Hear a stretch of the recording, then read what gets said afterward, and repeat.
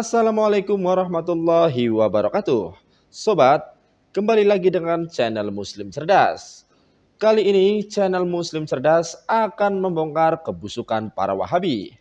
Gerakan anti-Wahabi terus bermunculan di berbagai wilayah Indonesia. Walaupun kaum Islam Puritan menganggap istilah itu tidak tepat dan menghina. Bagaimana ajaran Wahabi masuk ke Indonesia dan siapa sosok Muhammad bin Abdul Wahab? Istilah Wahabi acap berseliweran di hadapan kita, tetapi belum tentu di antara kita tertarik untuk mengetahui siapa Muhammad bin Abdul Al-Wahhab. Dalam buku Islam 1984 mendeskripsikan ajarannya sebagai sayap kanan ortodoksi yang ekstrim di wilayah Arabia Tengah. Dibayang-bayangi ajaran Ibnu Tamayyah dan dibesarkan dalam tradisi kaum Hanbali. Dialah Wahhab, pencetus gerakan pemurnian. Walaupun sempat terusir oleh pasukan Turki Utsmani, keturunan keluarga Saud merebut kembali kekuasaan nenek moyangnya.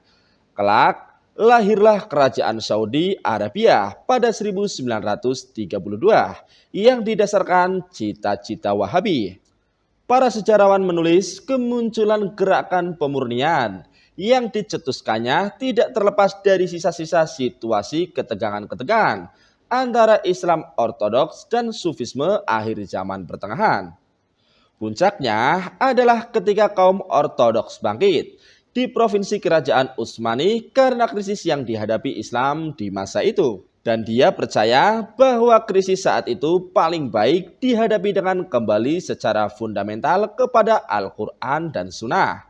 Saat itulah sebuah sekte baru Islam telah lahir yang menyatakan bahwa mereka kembali kepada semangat sejati Nabi Muhammad SAW. Seperti halnya Martin Luther, dia ingin menanggalkan semua kumpulan ajaran yang datang kemudian, khususnya yang dikenalkan oleh kaum Sufi, kaum mistik Islam, serta mengembalikan Islam kepada kecemerlangan kemurniannya yang telah dinikmati di Madinah pada abad ke-7.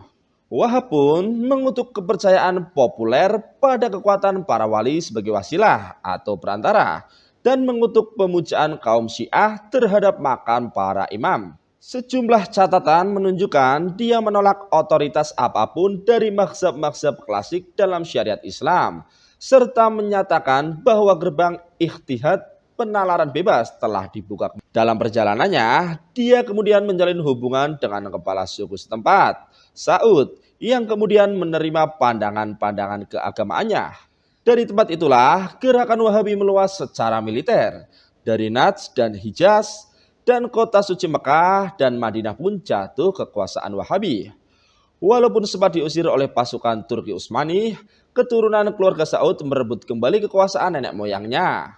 Arab Saudi yang didominasi ajaran Wahabi memiliki penduduk sedikit yaitu sekitar 10 juta, namun pengaruhnya sangat besar. Mengapa? Karena penghasilan sumber minyaknya dan perannya sebagai penjaga kota suci Mekah dan Madinah. Dalam buku sejarah Islam, ketika berupaya melepas diri kekuasaan Utsmani yang berpusat di Istanbul, Muhammad bin Abdul Wahhab menyatakan bahwa karena Sultan Utsmani tidak sejalan dengan visinya tentang Islam yang benar, maka mereka murtad dan layak dihukum mati. Kemudian diterjemahkan dalam bahasa Indonesia menjadi perang suci. Teknik agresifnya Muhammad bin Abdul Wahhab akan digunakan oleh beberapa fundamentalis pada abad ke-20. Periode perubahan dan kerusuhan yang bahkan lebih besar. Gerakan dakwah Ibnu Abdul Wahhab di masa hidupnya melahirkan kekerasan dan penggunaan kekuatan militer yang besar. Himbauan untuk melaksanakan pembaharuan ini lewat kekuatan bersenjata atau jihad bila perlu. Itulah salah satu ciri gerakan Wahabi. Dalam sejarahnya, kaum Wahabi pada 1803 menyerang makam cucu Nabi Muhammad SAW, Husain di Karbala, atas dasar bahwa makam itu dijadikan penyembahan berhala yang penuh tahayul. Jadi, kapan Wahabi mulai masuk di Indonesia? Awal mula gerakan Wahabi masuk Indonesia ialah pada abad ke-19 Masehi. Gerakan Wahabi yang berkembang pesat di Arab Saudi mulai melemah. Adalah Sultan Mahmud II dari tahun 1785 sampai 1839 Masehi. Sultan Kerajaan Turki Utsmani yang memerintah kepada Muhammad Ali, penguasa Turki Utsmani di daerah taklukan, untuk merebut Mekah dan Madinah dari tangan kaum Wahabi pada 1813 Masehi. Ekspedisi tersebut membuahkan hasil. Meski sempat melemah di Arab Saudi, ajaran Wahabi justru telah tersebar luas ke berbagai negara seperti India, Sudan, Libya, dan masuk ke Indonesia. Penyebaran aliran Wahabi ke wilayah Nusantara dibawa oleh para haji yang baru pulang menunaikan rukun Islam kelima di tanah suci tersebut. Salah satunya melalui kaum Padri di Minangkabau yang dikembangkan oleh 3 tokoh. Guru besar sejarah pemikiran politik Islam pada Fakultas Adab IAIN Sunan Ampel Surabaya, Abda Allah, dalam video ilmiahnya mengungkapkan ketiga tokoh yang tertarik dengan ajaran Wahabi itu adalah Haji Miskin dari Luhak Agam, Haji Abdurrahman dari Piobang, bagian dari Luhak 50 Kota, dan Haji Muhammad Arif dari Sumanik, Batu Sangkar. Sekembalinya dari Tanah Suci pada tahun 1803 dan 1804, Haji Miskin membawa ide bahwa perubahan total dalam masyarakat Minangkabau yang dalam anggapannya tidak sesuai dengan ajaran Al-Quran harus dilakukan melalui kekuatan sebagaimana dilakukan kaum Wahabi di Arab. Secara prinsip, kata Profesor Alaide, itu juga diamini oleh 2 haji yang lain. Sejak saat itu, gerakan kaum Padri mulai berusaha menancapkan pengaruhnya di berbagai daerah di Minangkabau.